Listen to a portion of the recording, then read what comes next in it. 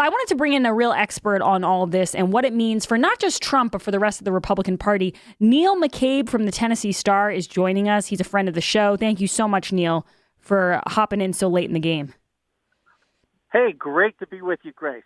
Good afternoon. Neil, I loved your latest piece. You said when Senate tries Trump, Senate Republicans are also on trial. And you said the Senate opens the second impeachment trial of President Donald J. Trump. There will be two defendants, Trump and the Senate Republicans. Explain to everyone what you mean by that.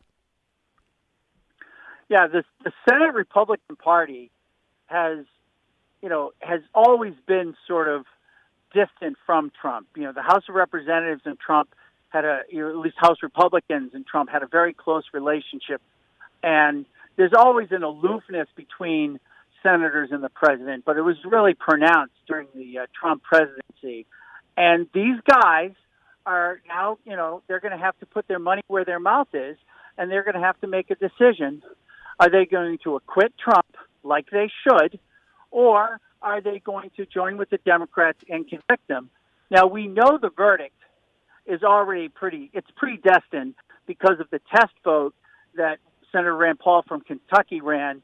So I expect the acquittal to be somewhere close to the 45-55 margin of Rand Paul's motion to test the constitutionality of impeachment itself. So that's basically where the numbers are going to be. If Trump gets 34 votes, he is fine. So there's no question he gets acquitted. So we know what the verdict is for Trump. The verdict for Senate Democrats won't come until November of 2022 because there are 20 Republican-held Senate seats up and only 14 Democratic seats. And they just got to find out, do they want to blow themselves up or not? And so, Neil, if we know what the votes are already, are you basically saying that it's the squishy Republicans who are going to, if they decide to vote yes on this, that they are essentially killing their own political careers? Right. Well, what it comes down to, Grace, is what I call the coward's choice. Right. And so we know that McConnell can't stand Trump. We know that even though Trump gave his wife a very good job in the cabinet, in the last week of the administration, his wife resigned just to embarrass Trump and sort of kick him on the way out. We know John Thune, number 2 Republican, can't stand Trump. And so if they had courage of their convictions, they would join with the Democrats and they would try to rid the country of Donald Trump, who they loathe. But they are cowards, and so they will acquit him. And you're going to see a lot of these sort of cowards. Now, you see, obviously Susan Collins and Lisa Murkowski Collins from Maine, Murkowski from Alaska. They've always been sort of allowed to do whatever they want, so that doesn't really count. You have Mitt Romney, who people in Massachusetts are very familiar with. And, of course, when he was governor, I would describe Mitt Romney's management of the Republican Party in Massachusetts as demolition by neglect.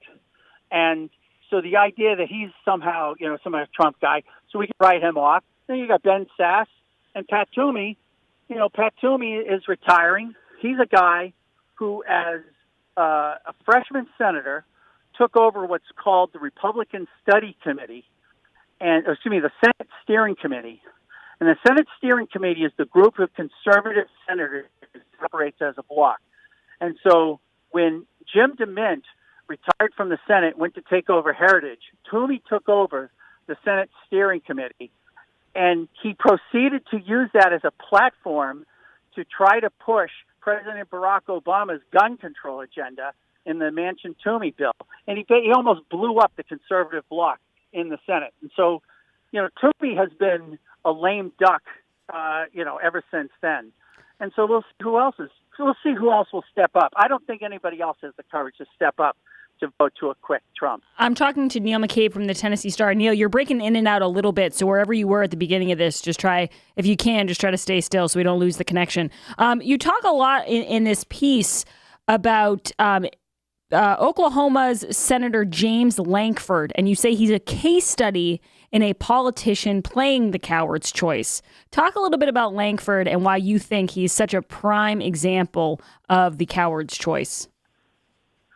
Yeah, Langford is this classic example because we watched it in like real time as he metamorphosed through his understanding of the coward's choice.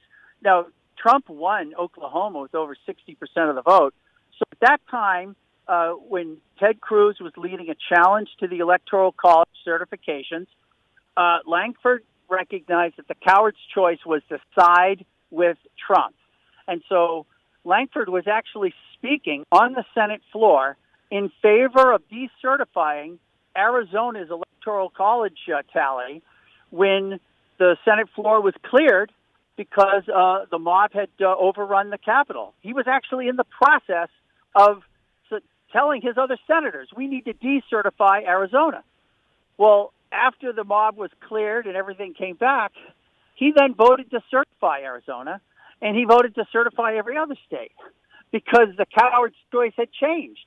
And so, on the Senate floor, before the mob hit, he said that he stood with the millions of Americans who are challenging the irregularities in the election, and he said it was wrong that these Americans were told to sit down and shut up. But, a day later, he's saying, you know what? I think maybe these people should sit down and shut up.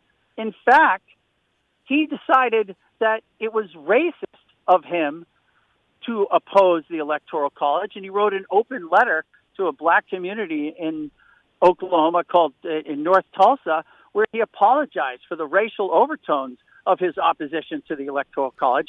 Now, remember, there are 5 congressmen, all Republicans in Oklahoma. All 5 of them voted to decertify Arizona and decertify Pennsylvania. So, the question then is, who is he really afraid of?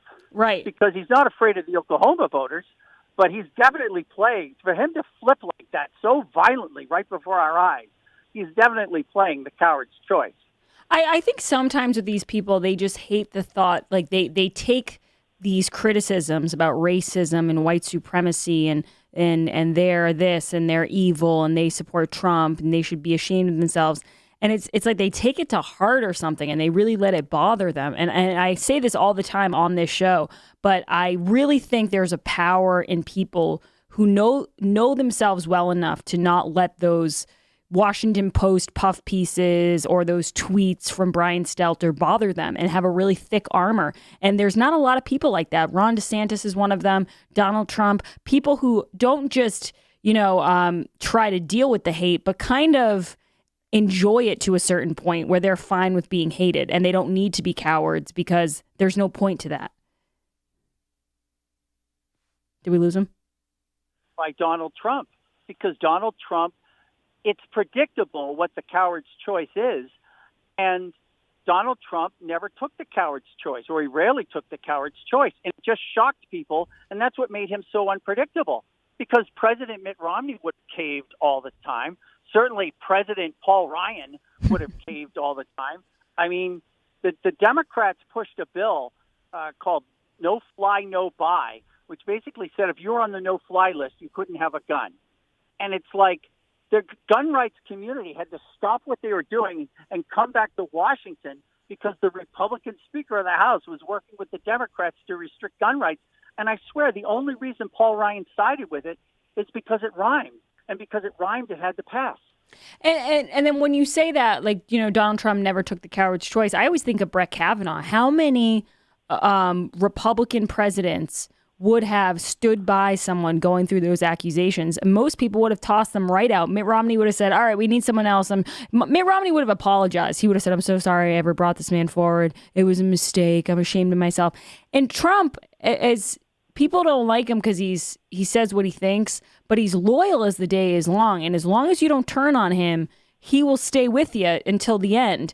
And I think you're absolutely right. And I think that these Senate Republicans, if they turn their back on him for that strange new respect, Neil, I agree with you. I think they are on trial, and we're going to have a verdict pretty soon. This is Neil McCabe from the Tennessee Star. Thanks so much for being with us, Neil. Where can people find you on Twitter? All right, go to Neil W. McCabe 2, the number 2 on Twitter, and please check out my columns at the Tennessee Star. Awesome. Thank you so much, Neil. Guys, when we get back, I want to play a little bit of this Maxine Waters sound. So Maxine Waters, as everyone knows, the representative from California, she really, I think, started the violent rhetoric that has sprouted up in the last couple of years.